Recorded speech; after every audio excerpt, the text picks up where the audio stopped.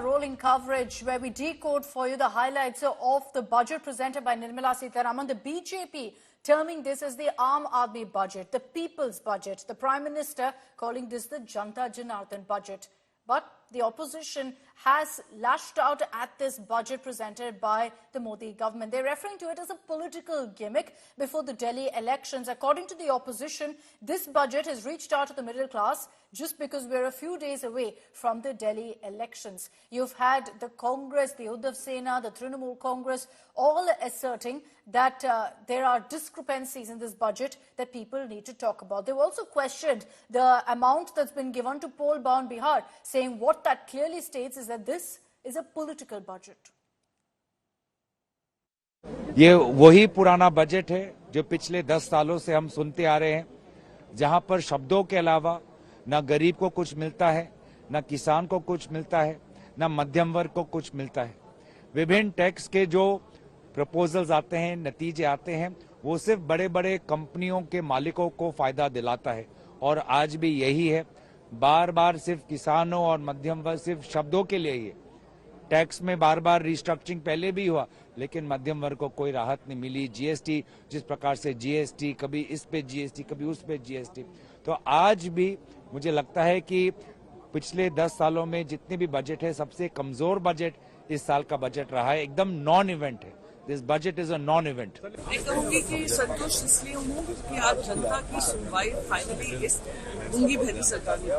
पिछले 10 साल से जनता की एक ही अपेक्षा थी, एक ही मांग थी कि आप करिए, जो गरीब जनता है उनके लिए काम करिए, उनके लिए व्यवस्थाएं बनाए। और जो मिडिल क्लास है उनको भी राहत की सांस मिले। 12 लाख तक की जिसकी सैलरी होगी और वो न्यू टैक्स रेजिम में चला गया होगा, उनको ये राहत मिलेगी। तो उसको हम स्वागत करते हैं क्योंकि उनकी लड़ाई का महत्वपूर्ण मैं कहती हूँ नतीजों को लेकर। बजट के आंकड़ों से जरूरी है मरने वालों के आंकड़े सरकार दे, जो लोग खोए हैं उनके आंकड़े दें। और इस बजट ने मायूस किया है।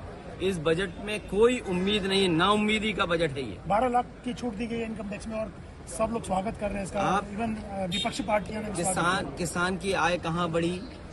किसान की जब तक आय नहीं बढ़ेगी और नौजवानों को नौकरी रोजगार के अवसर नहीं मिलेंगे, आप कितना भी कुछ दे दें और महंगाई पे आप नियंत्रण नहीं करेंगे, आप कितना भी रिबेट देंगे, वो महंगाई के माध्यम से जेब खाली कर देगा। आम आदमी के लिए कुछ नहीं है, क्योंकि आपको पता है कि इस साल बिहार में चुनाव है। तो बिहार का चुनाव को रखे सर में रख के उन्होंने पूरा बिहार के लिए एक बजट रोल आउट किया है, जहाँ पे हर चीज बिहार को दिया है। पिछला बार भी 2024 में जुलाई में जब बजट पेश किया था तो आपने देखा था सब कुछ आंध्र प्रदेश और बिहार के लिए किया गया था।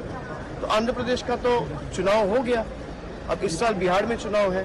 आंध्र प्रदेश में 4.5 साल कोई चुनाव है नहीं, सब कुछ बिहार के लिए किया गया। जब से बीजेपी सदन चला रहे, जब से सरकार बनाई है 2014 साल से आज तक कुछ नहीं मिला बंगाल को, और आज भी इस बजट में बंगाल के लिए कुछ नहीं है। ये दुखद है अनफॉर्चुनेट। छोटे व्यापारी हैं, उनको क्या लाभ हो रहा है? उनके 12 लाख के आमदनी पर तो आपने कोई टैक्स की राहत दी नहीं।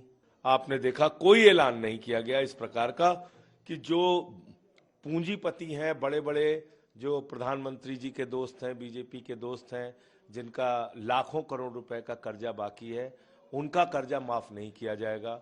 लाखों करोड़ रुपए का कर्जा जो माफ किया गया है उसकी वसूली कैसे की जाएगी, इसके बारे में कोई स्पष्टीकरण नहीं।